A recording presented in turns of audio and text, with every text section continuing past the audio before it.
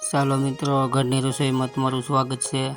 તો આજે આપણે બનાવવાનું છે પલાળેલો મઠ, કઠોળનું શાક બનાવવાનું છે આપણે।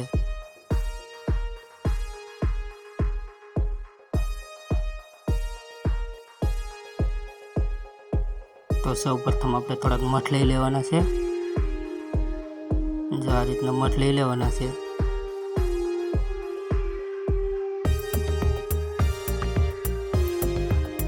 પછી તેને પાણીમાં પલાળી લેવાના છે। તેને 24 કલાક સુધી પલાળવા દેવાના છે પાણીમાં। પછી સેજ આવી રીતના ઉગી જાય પછી આપણે તેને કાઢી લેવાના છે।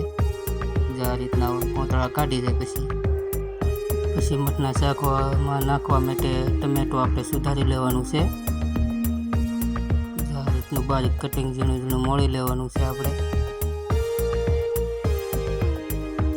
તો આપણું ટમેટું મોળાઈ ગયું છે। આ રીતનું મોળી લેવાનું છે ઝીણું ઝીણું। પછી આપણે એક વાટકામાં મસાલો બધો એડ કરવાનો છે। પ્રથમ હળદર નાખી દેવાની છે, પછી ધાણા જીરું પાવડર, પછી લાલ મરચું બધું એક વાટકામાં નાખી, મીઠું ને બધું છે સ્વાદ પ્રમાણે, તમે ખાટાઈ પ્રમાણે। પછી આપણે એક તપેલામાં તેલ નાખી દેવાનું છે અને પછી આપણે જે ટમેટા કાપેલા છે એ નાખી દેવાના છે। ટમેટા સરખી રીતે પાકી જવા દેવાના છે આપણે। ત્યારે ટમેટા પાકી જાય પછી એમાં જે આપણે પલાળેલા મઠ છે એ તેલમાં સડવા દેવાના છે। ધીમે મીડિયમ ગેસે ધીમે ધીમે એને સડવા દેવાના છે। ધીમે ધીમે એને જોતા રહેવું અને હલાવતા રહેવું।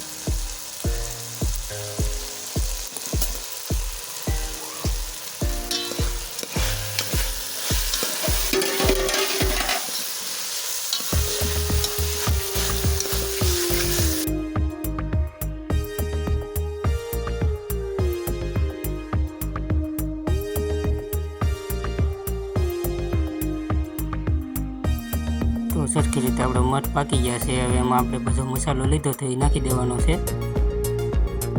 મસાલો નાખી દીધો આપણે, પછી એને સરખી રીતે મિક્સ કરી લેવાનું છે।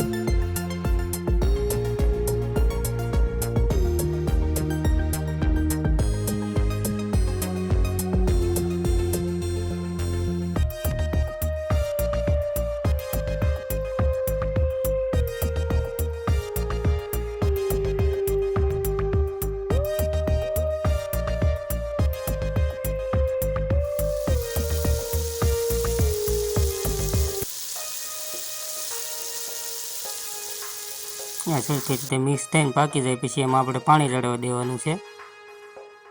આ રીતનું પાણી રેડી દેવાનું છે મઠ જેથી કરીને સરખી રીતે પાકી જાય।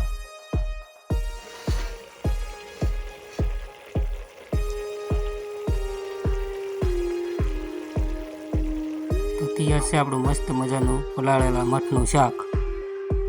મિત્રો, વિડીયો ગમે તો લાઈક કરીને શેર કરી દેજો અને ચેનલને સબસ્ક્રાઈબ કરી લેજો, જેથી કરીને તમને નવા દરરોજ વિડીયો જોવા મળે, નવી વાનગી।